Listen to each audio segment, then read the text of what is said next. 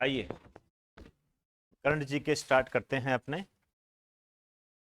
एक तो मैंने कल आपको एक लेक्चर कराया था, उसको अपलोड भी कर दिया था यूट्यूब पे। उसके संबंध में मैंने आपको जो जलवायु परिवर्तन है उसके बारे में दो तीन आंकड़े बताए थे। एक 2%, एक 43% आईपीसीसी के बारे में बताया था, तो उसको नोट कर लेना आप।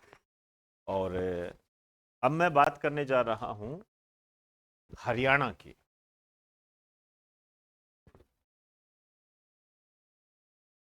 हरियाणा,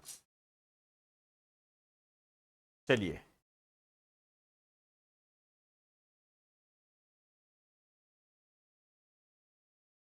न्यूज लिख दीजिए, पूरा लिखो। हरियाणा में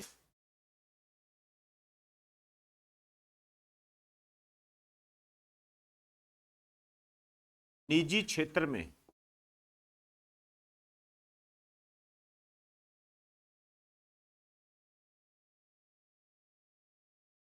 स्थानीय लोगों का आरक्षण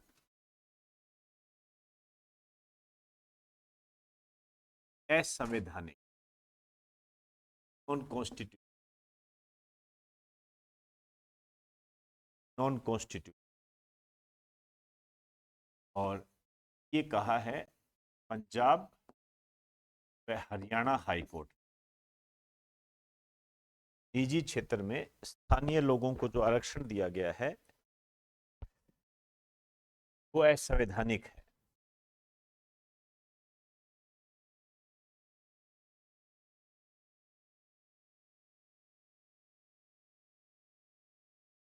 पंजाब व Haryana high court.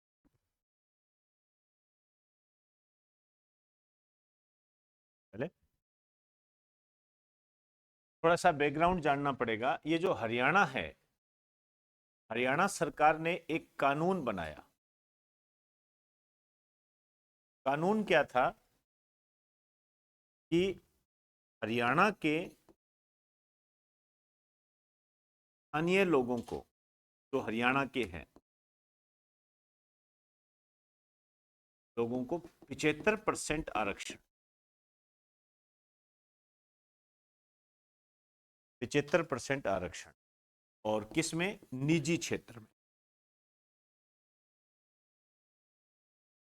Private sector में, प्राइवेट सेक्टर में।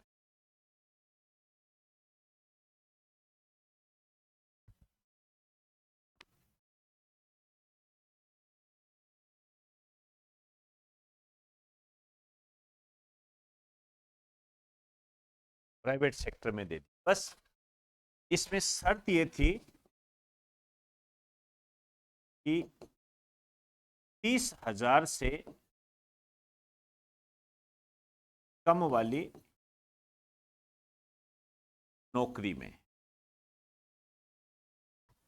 30,000 से कम वाली नौकरी में।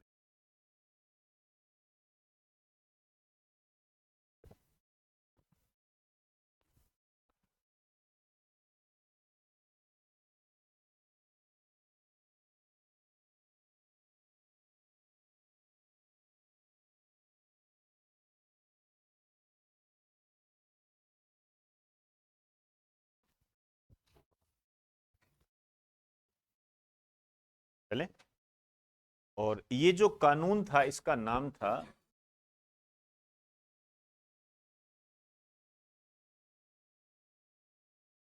लिख दीजिए, हरियाणा राज्य स्थानीय उम्मीदवारों का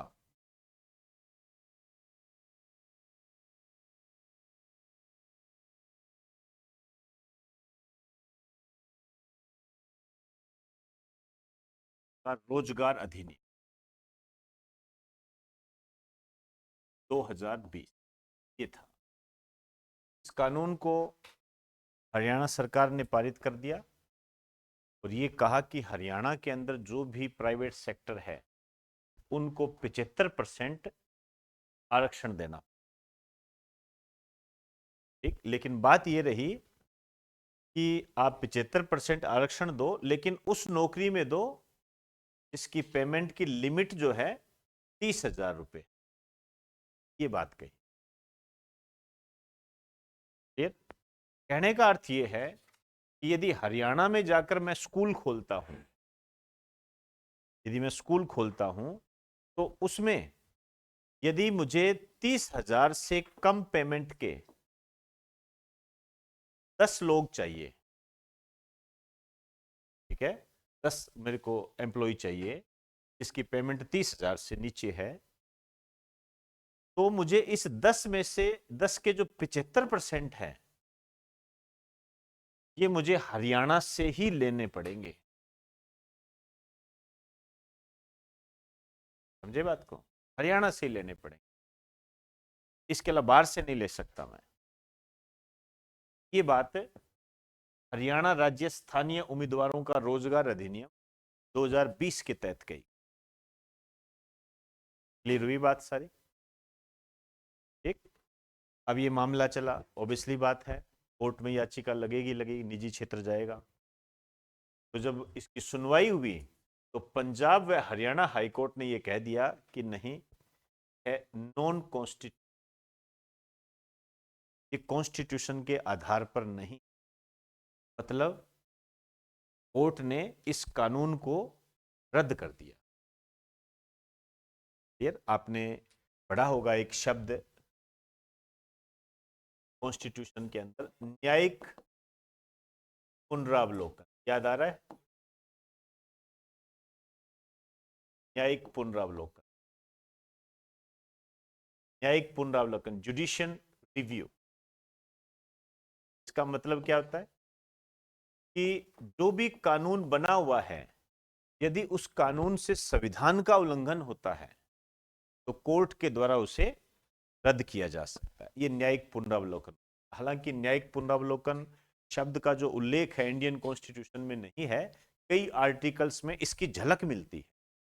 तो मतलब ये जो बात मैंने आपको बताई है कि कोर्ट इसको रद्द कर सकता है, उसकी झलक इसके अंदर मिलती है, थीम इसके अंदर मिलती है।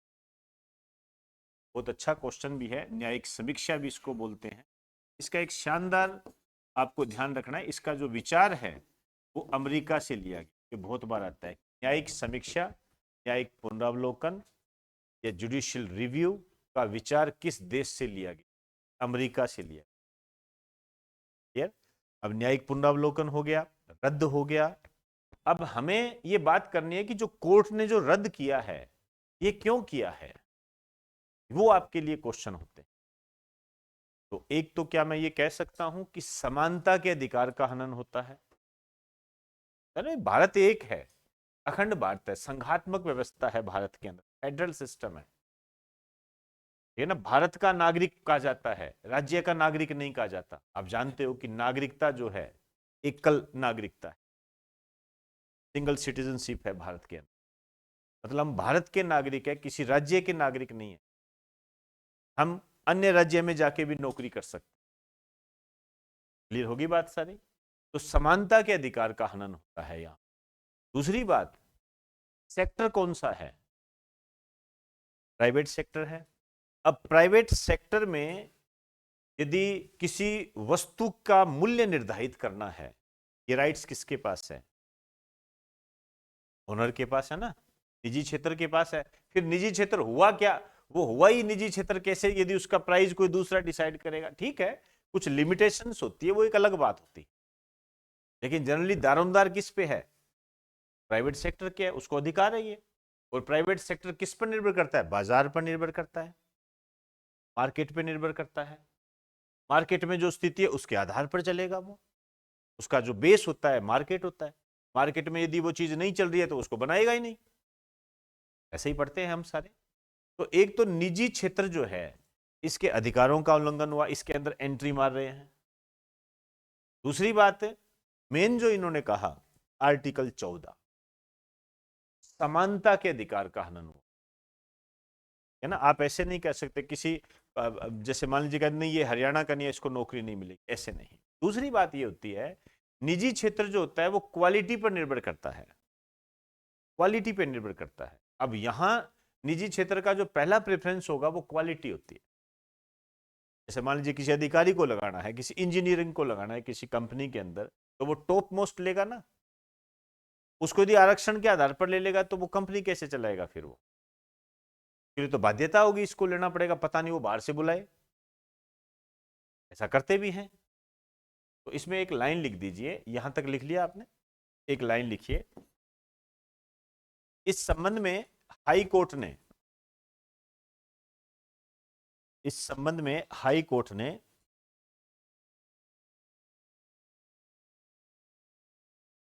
इस संबंध में हाई कोर्ट ने भारतीय संविधान के आर्टिकल 14, आर्टिकल 16, भारतीय संविधान के आर्टिकल 14, 16, आर्टिकल 19 व आर्टिकल 35 का उल्लंघन बताया।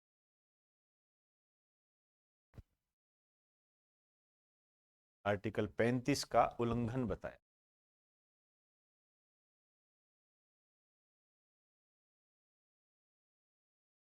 कहा कि ये उल्लंघन है। ठीक, आइए अब ये जो कॉन्स्टिट्यूशन बच्चे कर चुके हैं वो ध्यान दें, ये चारों आर्टिकल का अच्छा मौका है जब आप इसको रिवाइज कर सकते हो। आर्टिकल 35 भी आपको फंडामेंटल राइट्स में कराया जाता है। ये सारे क्या है, ये सारे मूल अधिकार हैं, मूल अधिकार है, ये फंडामेंटल राइट्स है। ये आप इसमें पढ़ते हो 14 के अंदर विधि के समक्ष क्षमता, विधि के समान संरक्षण, समानता का अधिकार है। 16 के अंदर क्या आता है, 19 स्वतंत्रता के अधिकार आ जाते हैं सारे। 35 विधानसभा के संबंध में है, राज्यों के संबंध में राइट्स दिए गए हैं, ये है। तो इन चारों को आपने ध्यान से पढ़ना है, करवाया हुआ है आपको सारा ही, 14, 16, 19, 35। अच्छा मौका होता है जब हम इसको रिवाइज कर सकते। तो असंवैधानिक घोषित कर दिया। हालांकि स्टेट गवर्नमेंट इस संबंध में सुप्रीम कोर्ट भी जा रही है, लेकिन ये सुप्रीम कोर्ट में जाए चाहे कहीं जाए, जहां संविधान आ गया ना वहां नहीं कर, ये होता है। ठीक, एक न्यूज हमारे सामने ये हो गई। अब हम बात करेंगे इसके अंदर, एक मैंने कल आपको जलवायु परिवर्तन के संबंध में कुछ चीजें बताई थी। एक नाम सुना होगा आपने, प्रोजेक्ट उद्भव। आ जाइए, हेडिंग डाल दीजिए,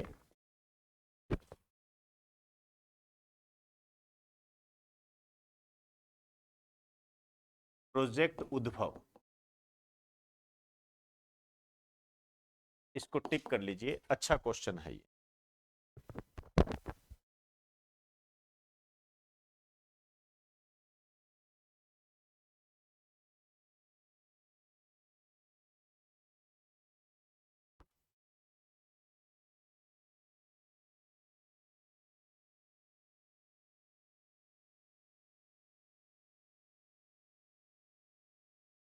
इसमें क्या है, प्रोजेक्ट उद्भव का मतलब क्या है, 2 मिनट में बेसिक भाषा में इसको समझ लीजिए।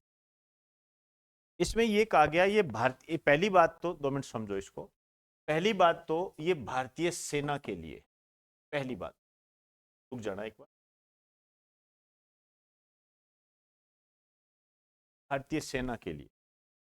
अब इसमें क्या है, इसमें ये कहा गया है कि देखो, जैसे भारतीय सेना रक्षा करती है, युद्धों से रक्षा करती है, तो युद्ध तो प्राचीन काल में भी हुए हैं, मध्यकाल में भी हुए हैं, आधुनिक काल में भी हुए हैं।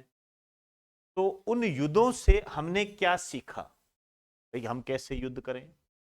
जैसे चाणक्य की युद्ध कला, जो राजवंश चलते थे, मौर्य था, चंद्रगुप्त मौर्य थे, ये जो युद्ध करते थे, इनकी स्ट्रेटेजी क्या होती थी, रणनीति क्या होती थी, कैसे करते थे ये, इनका क्या था, कैसे अपने राज्य की रक्षा करते थे, उसका अध्ययन करना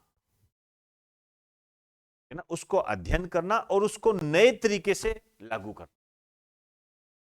समझे बात को भी, क्या भाई लड़ाई के होते हैं ना, जैसे हम बॉक्सिंग करते हैं तो बॉक्सिंग के अपने तरीके होते हैं, तो युद्ध के भी अपने तरीके होते हैं। कम सेना होगी, सेना की संख्या कम होगी, लेकिन फिर भी वो युद्ध जीत जाएंगे, कुछ तो कारण रहा होगा। तो उसका अध्ययन भारतीय सेना को करवाना, इसी को नाम दिया गया है प्रोजेक्ट। एक लाइन लिख दीजिए, पहले तो ये लिखो, भारतीय सेना के लिए, भारतीय सेना के लिए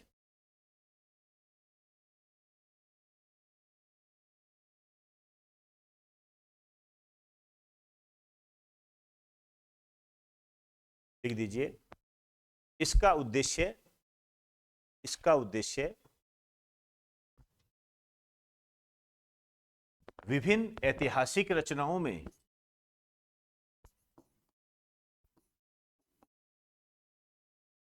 विभिन्न ऐतिहासिक रचनाओं में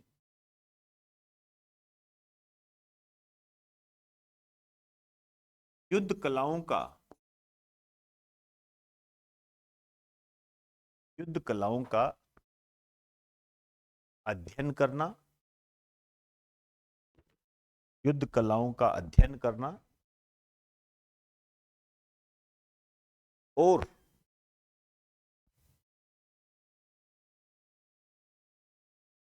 वर्तमान में, वर्तमान में उसका लाभ उठाना,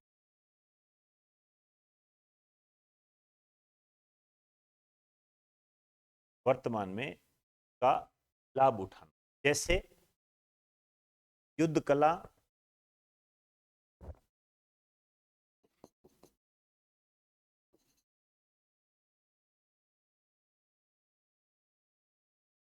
कूटनीति, रणनीति।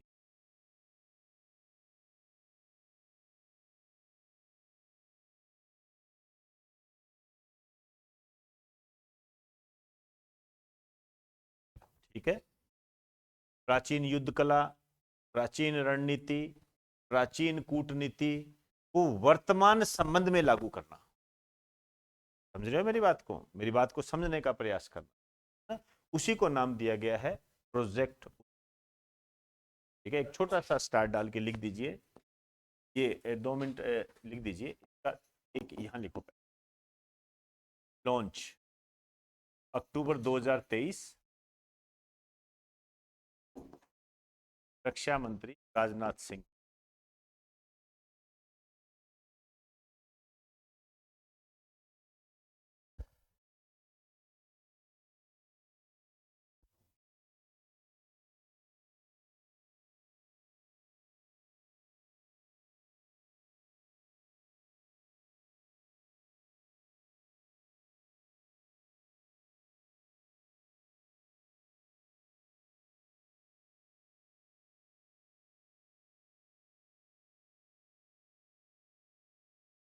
चले, ये जो लॉन्च किया गया है रक्षा मंत्री के द्वारा, लेकिन ये जो मिलकर जो काम करेंगे, एक तो काम करेगी भारतीय सेना, भारतीय सेना जल थल वायु तीनों है इसके अंदर, और एक संस्था का नाम हमारे सामने आया है, वो है यूएसआई। ये ध्यान रखना है, यूएसआई, यूएसआई क्या है, संस्था आ गई आप, United service institution of India.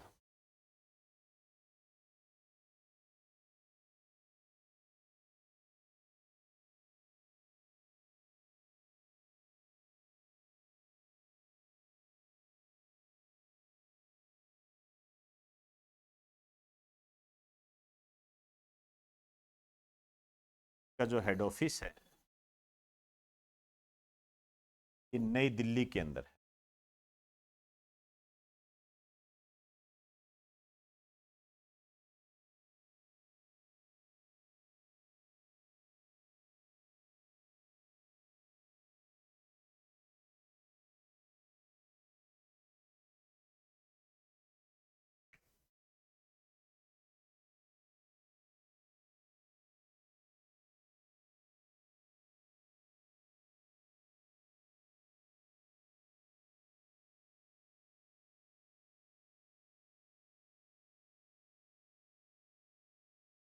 चले, आइए,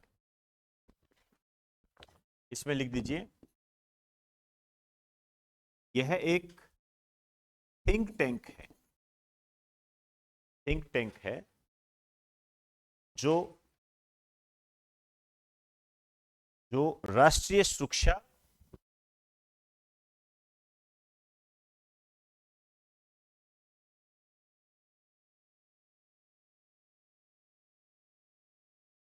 राष्ट्रीय सुरक्षा व रक्षा सेवा, national security and defence service, राष्ट्रीय सुरक्षा व रक्षा सेवा पर काम करता है, पर काम करता है।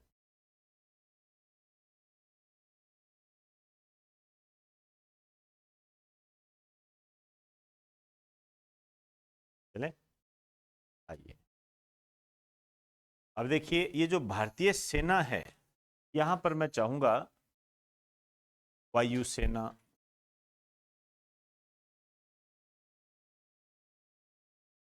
थल सेना,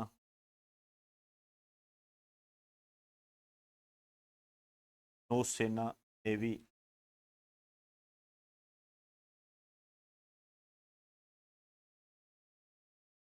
कुछ होमवर्क दूंगा आपको। जैसे यदि मैं आपसे कहूं BR चौधरी, कहां लिखूं? BR चौधरी, शाबाश, बहुत बढ़िया, ये इसके अध्यक्ष है। मनोज पांडे कहां लिखूं? थल सेना। ये ऐसी चीजें आपको ध्यान रखनी। बताओ नौसेना, हरी कुमार, शाबाश। ये चीजें तो देखिए आपको पता ही होनी चाहिए, इसमें तो कोई किंतु परंतु ही नहीं होना चाहिए।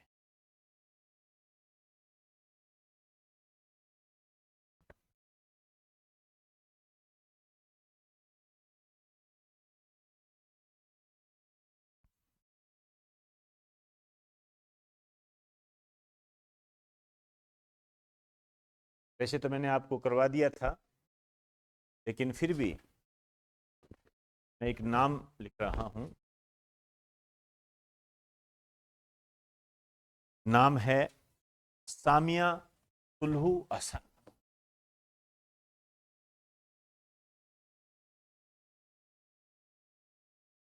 देखता हूं कितना की याद रख सकते हो आप इसको। सामिया सुलहू हसन।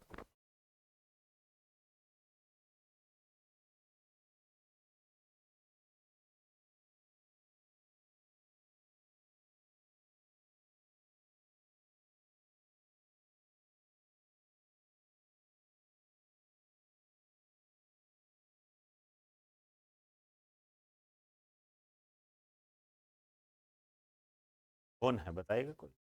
तंजानिया की राष्ट्रपति, लिख दीजिए।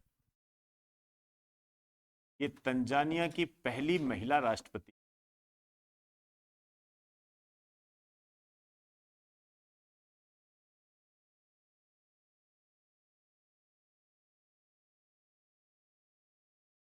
जो अक्टूबर 2023 में भारत की यात्रा पर रही।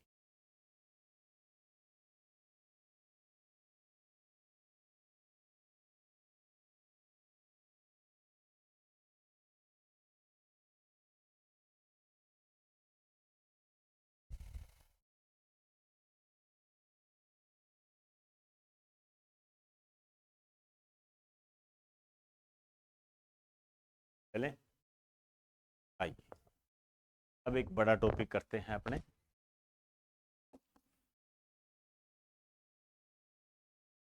Global hunger index. यदि मैं गलत नहीं हूं तो RS 2021 के अंदर इसके संबंध में क्वेश्चन आया था, ग्लोबल हंगर। यदि मुझे गलत नहीं, पूरा अंदाजा नहीं है, इंडेक्स पे क्वेश्चन वहां एक दो आए थे, में से शायद एक ग्लोबल हंगर इंडेक्स था।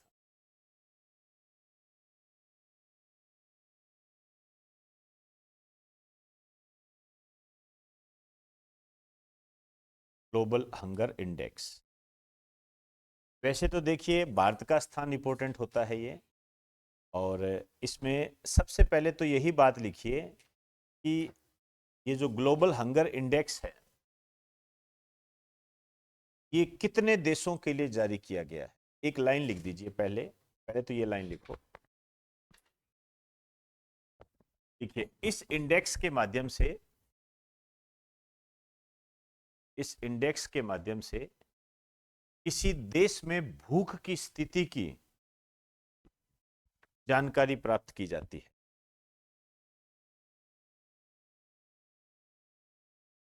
जानकारी प्राप्त की जाती है।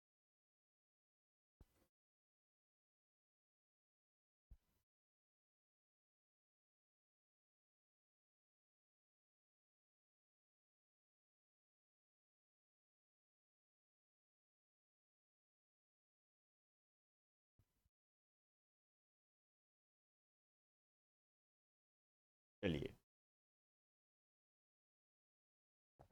इसमें जो मान होता है ये होता है 0 से 100 के बीच में, 0 से 100 के बीच में रहता है।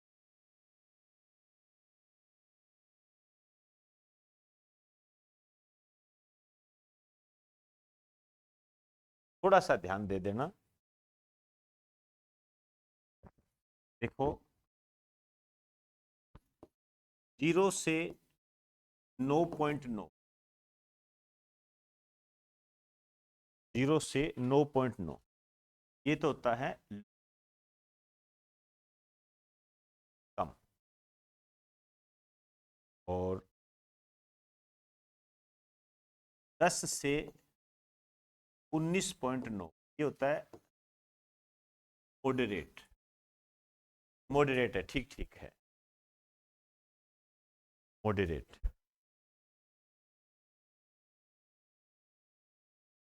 20 से 34.9 ये होता है सीरियस। सीरियस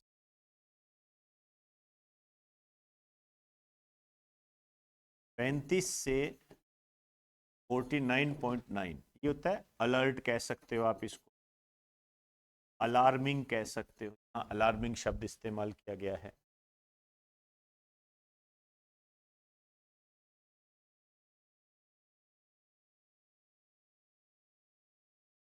पचास से अधिक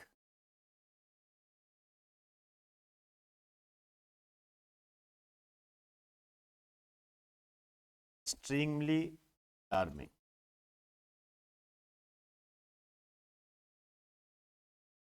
ये है। ये थोड़ा सा लेवल आपको ध्यान रखना है, और विशेष रूप से भारत का सिस्टम ध्यान रखना है।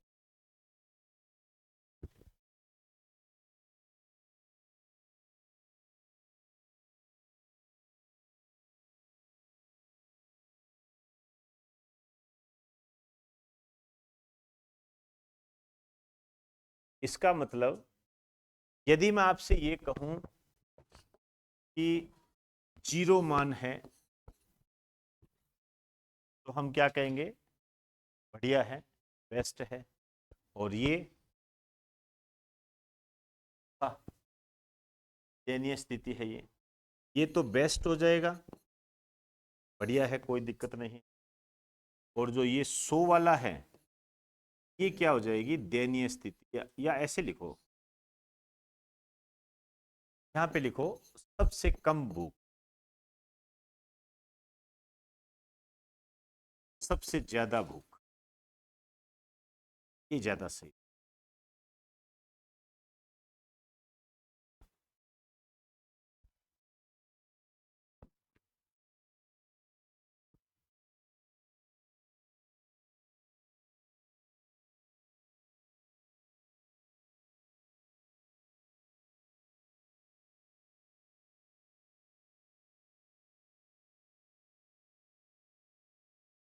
ले? अब टोटल देश कितने शामिल किए गए हैं इसके अंदर,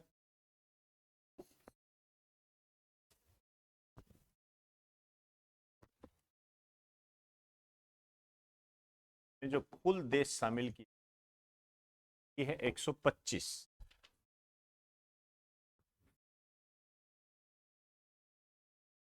125, ठीक है। अब देखो,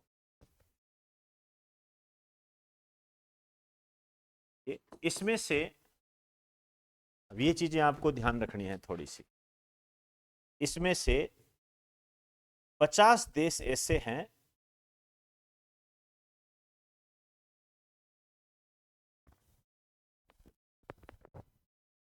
50 देश ऐसे हैं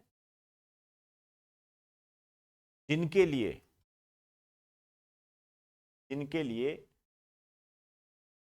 9.9, जिनके लिए 9.9 से कम अंक प्राप्त हुआ है। 9.9 से कम अंक प्राप्त हुआ है।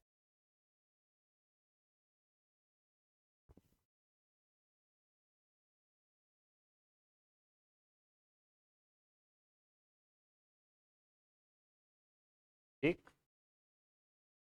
इनमें से लिखते जाओ, इनमें से, किनमें से, नहीं, 50 में से, इनमें से, मैंने कहा लिखते जाओ, वैसे इसको शब्द इस्तेमाल कर लिया था ये। इनमें से 20 देश ऐसे हैं, 20 देश ऐसे हैं जिनके लिए 5 से कम मान है।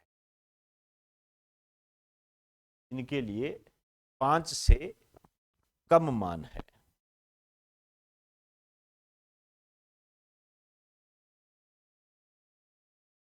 ठीक है, 5 से कम मान, मतलब इनकी स्थिति कैसी है? अच्छी है।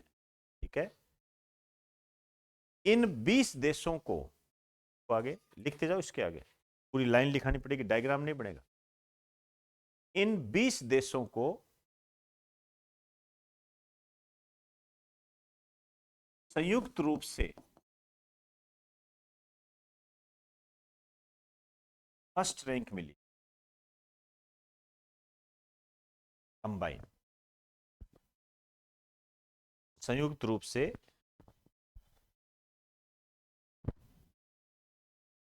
फर्स्ट रैंक मिली। लिख दीजिए, जैसे कुवैत है,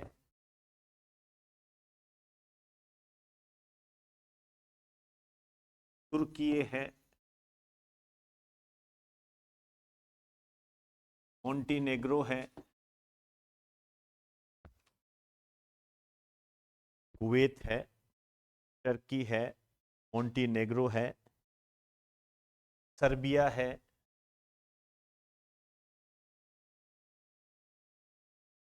हंगरी है,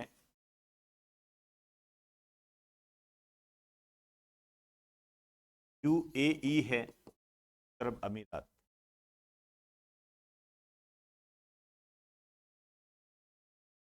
नॉर्थ मैसिडोनिया है,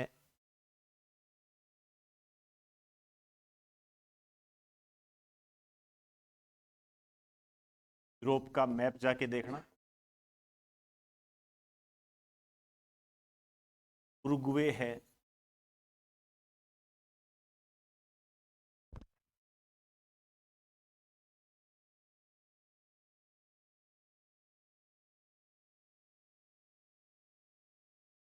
इतने काफी है इसमें।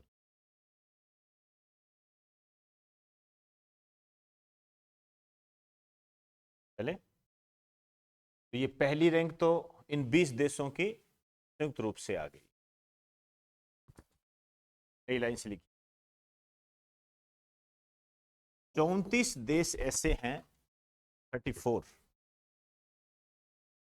34 देश ऐसे हैं जिनका मान, इनका मान 20 से 34.9 के बीच में,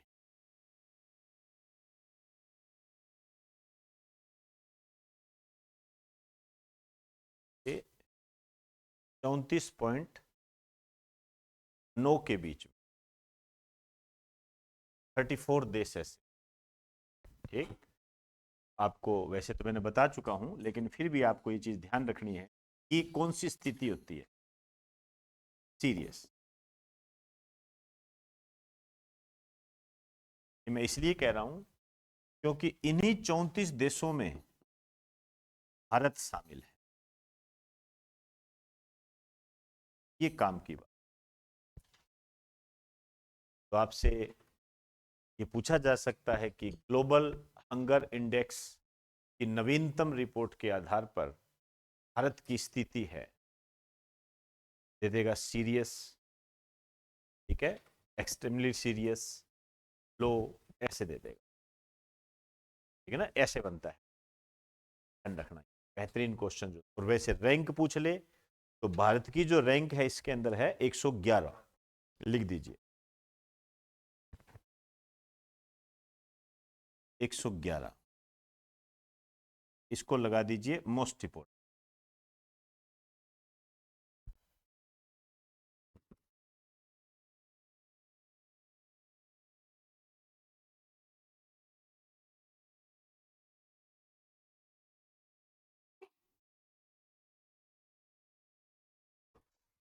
चले,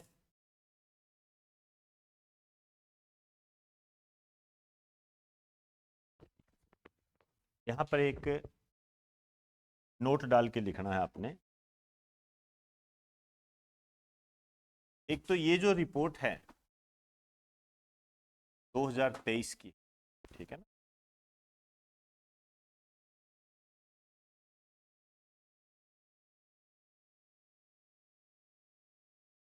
ग्लोबल हंगर इंडेक्स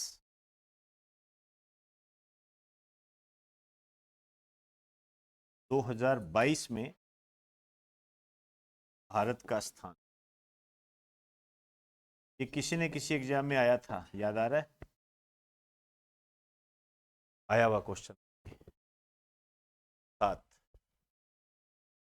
जो 107 है, ये 121 देशों में।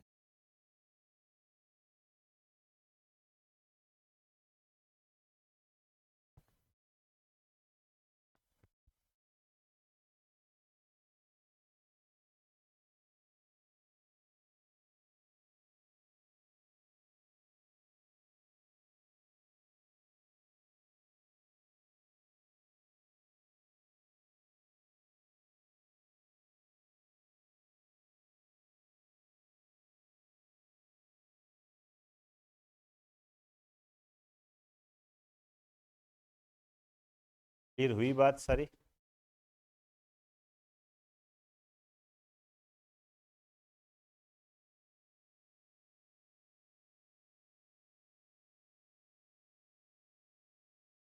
भारत की स्थिति ध्यान रखनी है आपने, और 20 देशों का नाम याद रखने की है।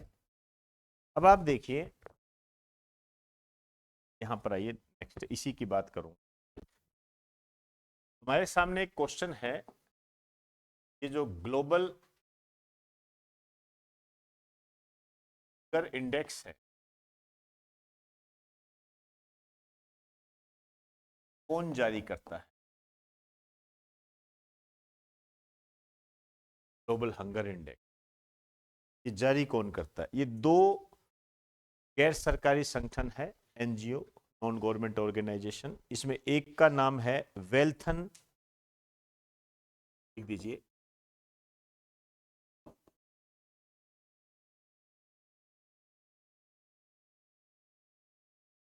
एक तो देखिए जर्मनी की संस्था है, ठीक है, इस जर्मनी की संस्था का नाम है वेल्थन गेरहाइल,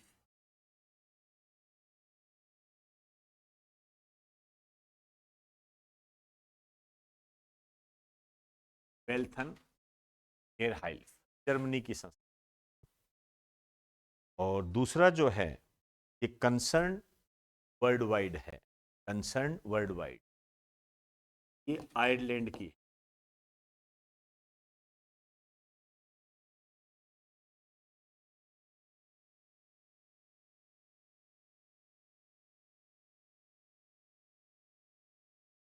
ये जारी करता है।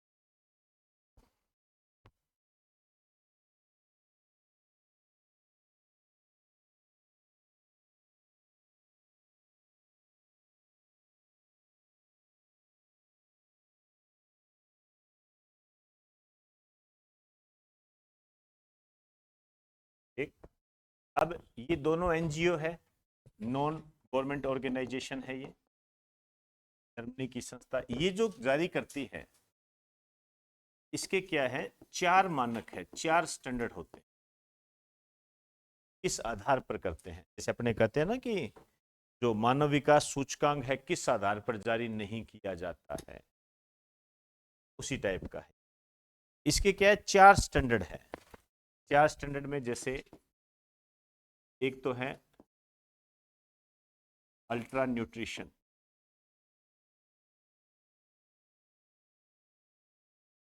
अल्ट्रा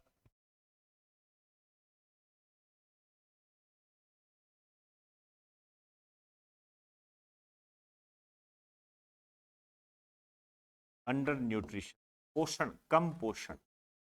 कम पोषण समझते हो, आप वो चीजें खा रहे हो जिससे आप, भूख तो मिट रही है आपकी, लेकिन डेवलपमेंट नहीं हो रहा, विकास नहीं हो रहा, ठीक है ना। पिज्जा टाइप के खा लिए, बर्गर खा लिए, भूख तो मिट गई, लेकिन जो चीज आपको मिलनी चाहिए थी, जो आपके शरीर के लिए आवश्यक थे, खनिज मिनरल्स वगैरह, वो आपको नहीं मिल पाए, तो कम पोषण।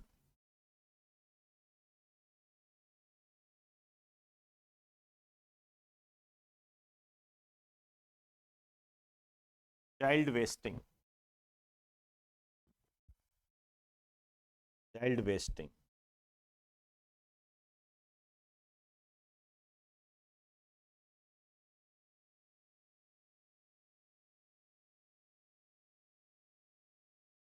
देखो, ऐसे बच्चे जिनका वेट कम होता है ना, वेट कम, 5 वर्ष से कम उम्र के बच्चे, जितना उनका वेट होना चाहिए उतना होता नहीं है। अब वेट के लिए वैसे कोई मानक नहीं है। वेट जो होता है वो डिपेंड करता है कि आपके शरीर का आकार कैसा है, आपकी हाइट वगैरह कैसी है, उस पर डिपेंड करता है। ठीक है, अब जो शुरुआत शुरू होने से पहले ही खत्म हो गया, अब उसके लिए अपना वेट का होता है। एक जो शुरुआत खत्म होने का नाम नहीं ले रहा है, उसके लिए अपना अलग वेट होता है। चाइल्ड वेस्टिंग होता है, इसमें एक लाइन लिख दीजिए, थोड़ी जानकारी होनी चाहिए ये। लिख दीजिए, 5 वर्ष से कम उम्र के बच्चे, 5 वर्ष से कम उम्र के बच्चे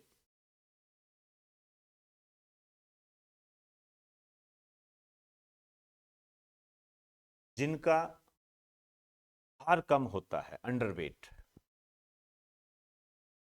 का भार कम होता है,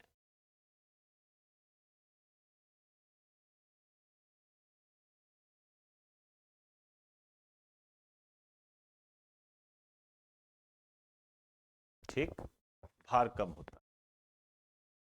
नेक्स्ट लिखिए, चाइल्ड स्टंटिंग, चाइल्ड स्टंटिंग। ये शब्द आपको पता होना चाहिए। चाइल्ड स्टंटिंग क्या होती है, वेस्टिंग क्या होती है, और तो चीजें समझ जाओगे आप। देखो, ये वही है, ये तो वो है कि 5 वर्ष से कम उम्र के बच्चे जो अंडरवेट होते, अंडरवेट होते, मतलब जिनका वेट कम होता है, ठीक है ना। जैसे हमने कहा अंडर न्यूट्रिशन, जितना न्यूट्रिशन चाहिए उतना मिल नहीं पाता है। स्टंटिंग क्या होता है, जिनकी हाइट कम होती है। जैसे 5 साल का बच्चा आता है तो उसके लिए अपनी एक हाइट है, यदि वो हाइट को प्राप्त नहीं कर पाया तो फिर वो क्या हो जाएगा, चाइल्ड स्टंटिंग। इसमें लिख दीजिए, 5 वर्ष से कम उम्र के बच्चे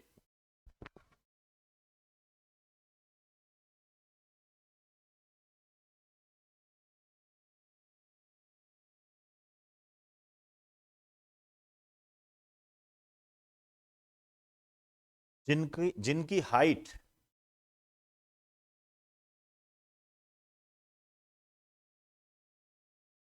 जिनकी हाइट कम होती, जिनकी हाइट कम होती, एक, ये स्टंटिंग होता है। पूछा जा सकता है कि स्टंटिंग क्या होता है, वैसे यदि इंग्लिश के हो तो समझ जाओगे। चाइल्ड मोर्टेलिटी, जानते ही हो आप इसको, चाइल्ड मोर्टेलिटी।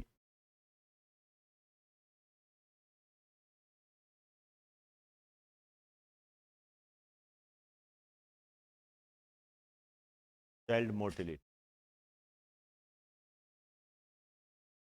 ये मोर्टेलिटी का मतलब क्या होता है? मृत्यु दर, है ना, बच्चों की मृत्यु दर वो कैसी है, लिख दीजिए।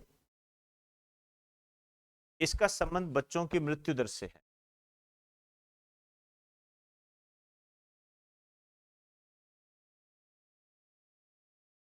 बच्चों की मृत्यु दर से।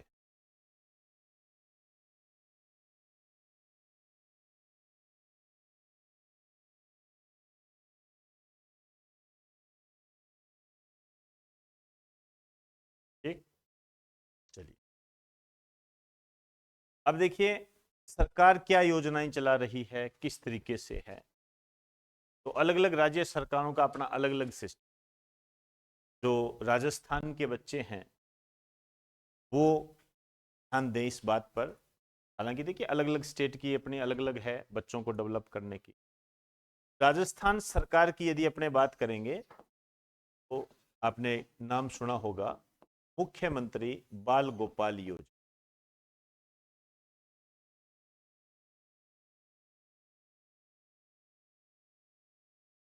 में आप जानते हो कि इस योजना के तहत स्कूली बच्चों को दूध पिलाया जाता है।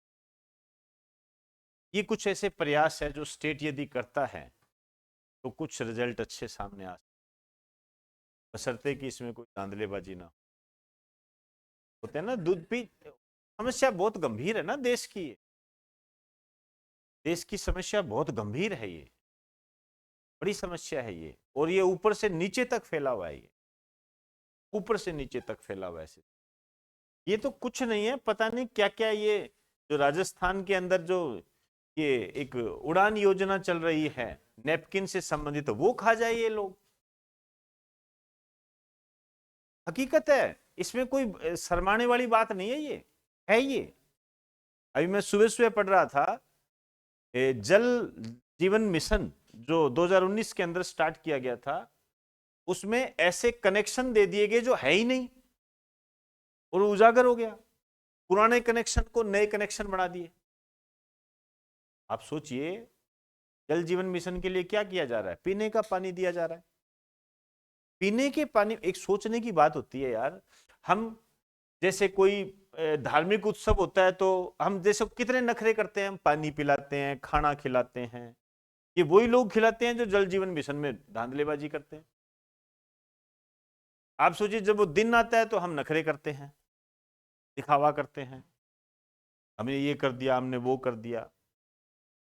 ये है तो बच्चों का कोई दूध पी जाए कोई बड़ी बात नहीं है, बड़ी बात नहीं। ये हमें, ये जो हमारा दर्द है इसको हमें साथ लेके चलना पड़ेगा, हकीकत है ये।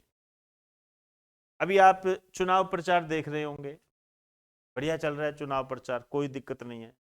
अब देखिए गाने बज रहे हैं, मेरा देश की धरती सोना उगले उगले हीरे मोती। आपको लगता है कि वो ऐसा काम करेंगे कोई? क्योंकि इसके परिप्रेक्ष्य में हमें पिछला इतिहास देखना है, पिछला इतिहास देखना है हमें। तो ये इसी प्रकार का सिस्टम है, कोई एक नहीं है, कोई पार्टियों की बात नहीं कर रहे, सब में ये ऐसे है, सब में ही कोई ऐसा नहीं। लेकिन जब आप इनके बोलने का अंदाज देखोगे, मैं कहता हूं ये ऐसा लगता है ये आए ही आप लोगों के लिए, आए आप लोगों के लिए। देखिए हकीकत है ये, क्या करें अब इसमें, है चीजें ये, हम सभी जानते हैं। ये टिकटें जो होती है बिकती है, सब जानते हैं। अभी मैं पढ़ रहा था, ये जो भी पार्टियां पार्टियां क्या बोलती है, अपराधीकरण हटाएंगे, राजस्थान को अपराध मुक्त बनाएंगे। आपको जानकर हैरानी होगी, इन्हीं पार्टियों में वो लोग खड़े हुए हैं जिन पर केस चल रहे हैं। अभी 3-4 दिन पहले की न्यूज है वो। और एक तो हकी आए एक पता नहीं कौन सा क्षेत्र है, उसमें तो पता नहीं एक ऐसा कैंडिडेट खड़ा हुआ है, मुझे ध्यान नहीं आ रहा, जिसमें पता नहीं 30 से ज्यादा मामले चल रहे हैं। ये अखबार में आया था, ये मैंने पढ़ा था इसको। नहीं नहीं, अपने वो बात नहीं कर रहे, लेकिन ये हमने देखा ये। अब आप देखिए बोल क्या रहे हैं और हकीकत क्या है ये चीजें है भाई। अब इसमें क्या बड़ी बात है, इसमें कोई छुपाने वाली क्या बात है? अपने कोई वो थोड़ी है अखबार के अंदर आया, हमें क्या पता भी अखबार आप लोग ही निकालते हो, हम तो सुबह आते हैं, शाम को यहाँ पर बच्चों को पढ़ाते हैं। हमने आप अखबार में पढ़ा था हमने तो, ये चीजें हैं। तो कम से कम जब हम ये बोलते हैं कि हम अपराधीकरण को हटाएंगे, तो कम से कम उन लोगों को तो मत खड़ा करो जो अपराध में लिप्त है। ये तो बनता है ना सारा, लेकिन है क्या करें, ये तरीका होता है भाई, तरीका होता है। ये भी एक रिप्रेजेंट करने का बहुत बड़ा तरीका होता है। खैर चलो जी, कोई बात नहीं। अच्छा, हमने अभी एक बात पढ़ी है, ग्लोबल हंगर इंडेक्स।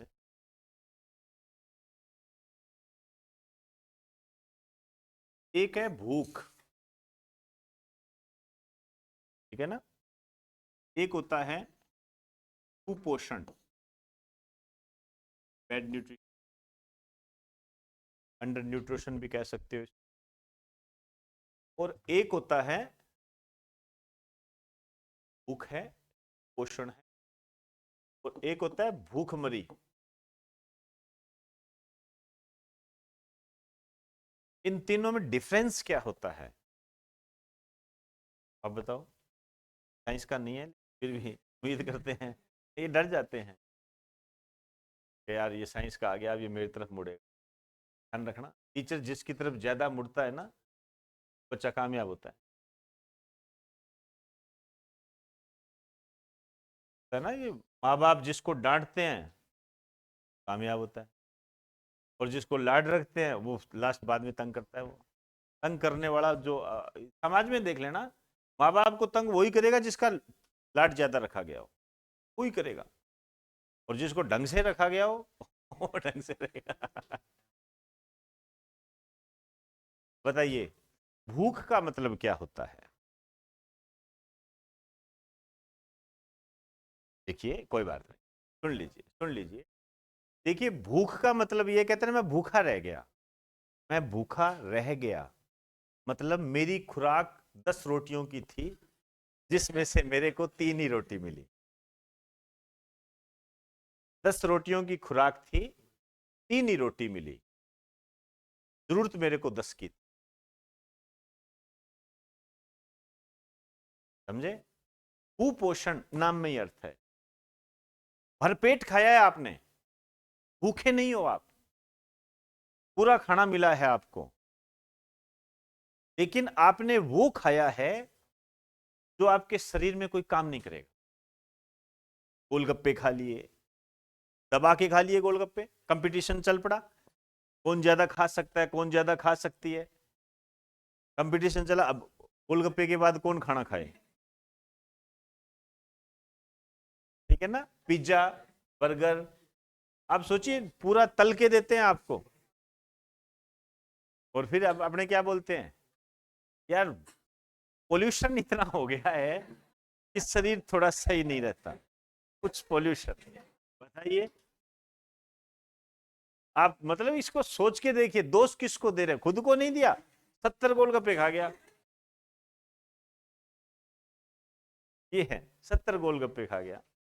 अब ये मानसरोवर के पास में एक जगह है, और जगह भी मिलते हैं, और जगह भी मिलते हैं, ऐसी बात नहीं है, वो टाइम पहले की बात है। वहां पर एक मिलता है 32 इंच परांठा, अन्य जगह भी मिलते हैं। अब वहां जब मैं गया था तब की बात कर रहा हूं, अब मुझे नहीं पता क्या है। वहां जब हम गए तो कहते कि यदि इसको किसी अकेले ने खा लिया तो 11,000 रुपए में, अकेले ने खा लिया। तो भैया, एक आदमी को मैं जानता हूं, लाऊंगा उसको मैं जिस दिन मौका मिला, खा जाएगा, वो खा जाएगा। मतलब देखो, 25 रोटियां खाई हुई है, हाँ हकीकत है, ये मेरे सामने की बात है, काम में है। 25 रोटियां खाई हुई है, सामने की बात है। अब 25 रोटियों से 32 इंच परांठे की तो क्या औकात है।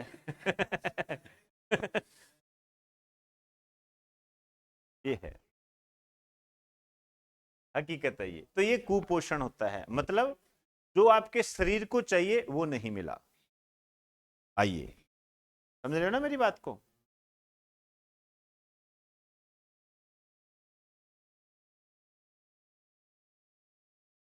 पोषक पदार्थ कम,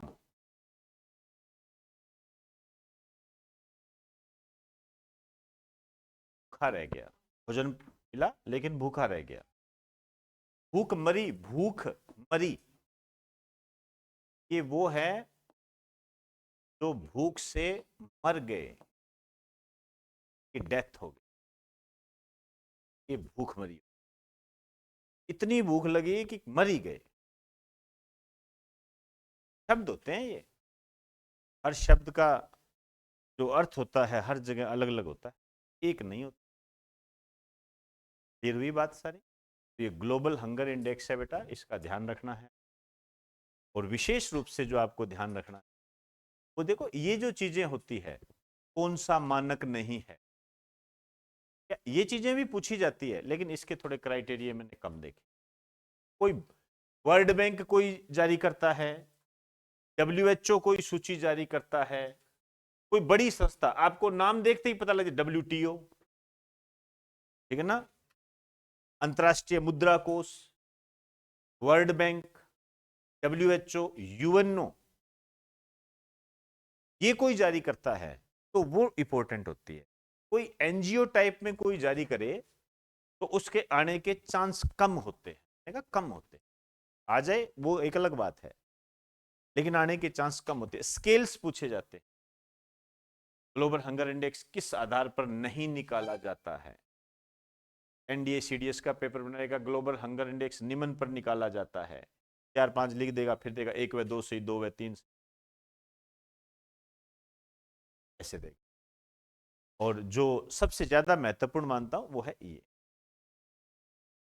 111। और आजकल ये पहले भी आते थे लेकिन अब थोड़ी इनकी मार ज्यादा हो गई। भारत की स्थिति क्या है, आपको तो नंबर याद है, स्थिति नहीं पता, ऐसे होता है। ठीक, तो इतनी ही बात करेंगे।